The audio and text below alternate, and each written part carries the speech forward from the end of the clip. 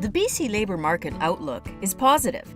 There are over 1 million job openings predicted by 2022, and over 760,000 of these jobs will require training or education from BC's colleges, institutes, or universities.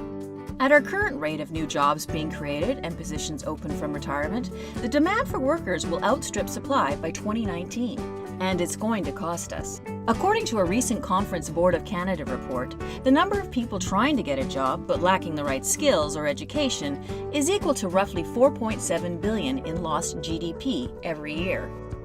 And the number of workers underutilizing their skills or education is an additional $1.3 billion lost every year. That's $6 billion in foregone GDP, not to mention the hundreds of millions in lost tax revenues that could be reinvested in BC. And according to the Conference Board of Canada report, it's an issue we need to address. We're seeing it in technology jobs, where software engineers and other technical skills in terms of code writing, as well as middle management, able to take incubator companies and build them up to be larger firms. We're seeing it in transportation. We're seeing it seasonally in tourism as a result of some immigration changes to the foreign temporary worker rules.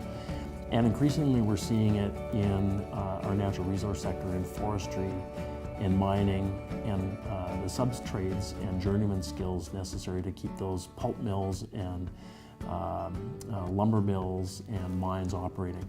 And that runs the gamut from engineers to environmental technicians to plumbers, pipe fitters, journeymen, and people in the construction sector. Together, BC's public colleges, institutes, and universities supply the education and training required for over 80% of BC's top 60 occupations. The data collected by the Conference Board study that many businesses, many industries in this province are concerned about the demographics and the fact that they are already losing experienced managers, supervisors, workers throughout their businesses and industries. Recognizing that that's a terrific loss to a company to lose that amount of experience, and to replace them, it's going to be important that we consider not only the basic training, but also provide the opportunity for our students to pick up experience along the way.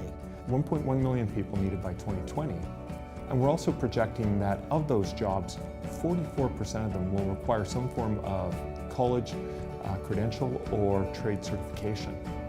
34% will require some form of degree. So it's going to be essential for individuals to get into the post-secondary system to get the skills that they need to get those jobs. We started our new media and our digital arts program in about 2000, 2001. It was a bit of a risk because we knew this sector was emerging. We didn't have a good handle on exactly what kind of employee these companies were going to be requiring, but we knew that it was a sector that was just really taking off. So the illustration and the animation sector, web design, all of those kinds of things.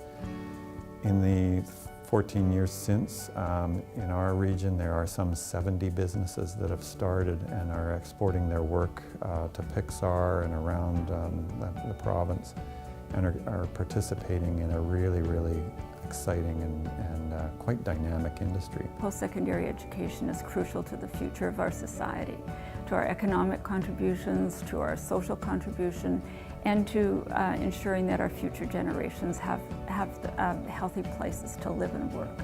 So it cannot be underestimated the importance of investment in education. Together with effective alignment with government agenda and industry needs, we can make a huge difference in this province. The BC Association of Institutes and Universities and BC Colleges are continuing to work closely with industry and our respective communities to ensure the education and training BC students receive is supplying the demand required for a prosperous economy. To achieve this, we're asking government to invest in a multi-year plan to improve cooperation and communication with employers, ensure our programs reflect the current and future realities of the labour market, and capitalize on BC's future economic opportunities.